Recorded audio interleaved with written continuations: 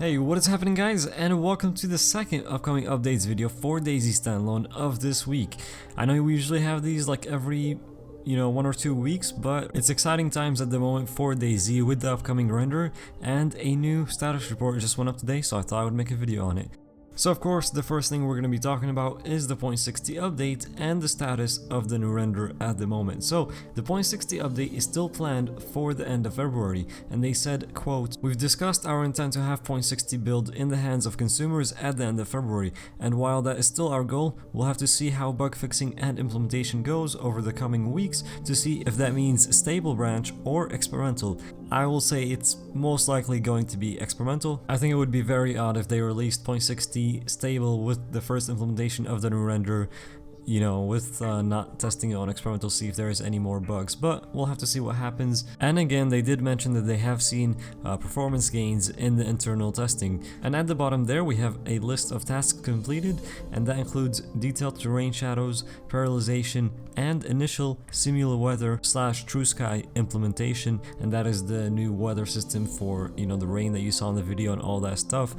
And then the current focus is optimization, lights, finalizing simula weather / true sky, and a lot of bug fixing. So as I said at the beginning, I don't think this will go straight to stable. I think it's gonna have to be on experimental because they have listed there that there is a lot of bug fixing to do.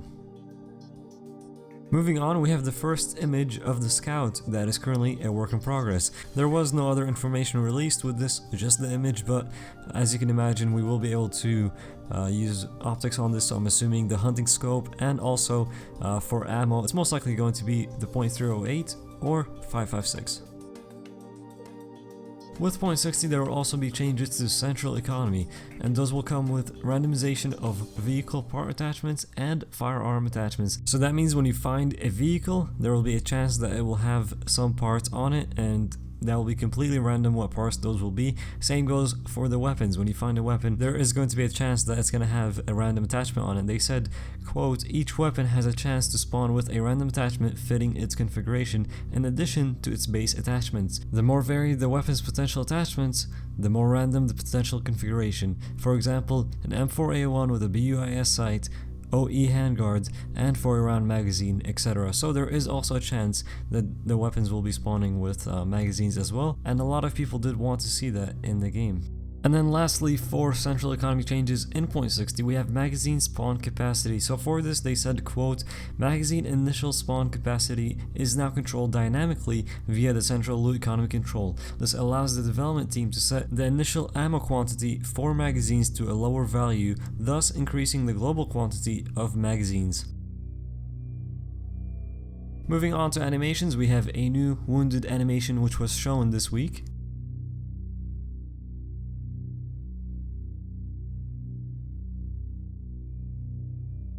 And that leads us right into talking about the new animation system, and how the new system allows players to pull weapons out without their characters being stuck in a full body animation. At the moment, when you're pulling a weapon out, that's pretty much all you could do. As you're pulling that weapon out, you won't be able to change your stance, you won't be able to start sprinting as you're pulling the weapon out. You have to wait until the animation has completed, and then you can start to sprint. At the moment, your whole body is kind of locked as you're doing that weapon pulling out animation, but once this new animation system is in, it will allow you to do much more as you're pulling a weapon out. It won't completely lock your body as you do that action. They have even said you can change your stance and crouch as you're pulling a weapon out when this system is in.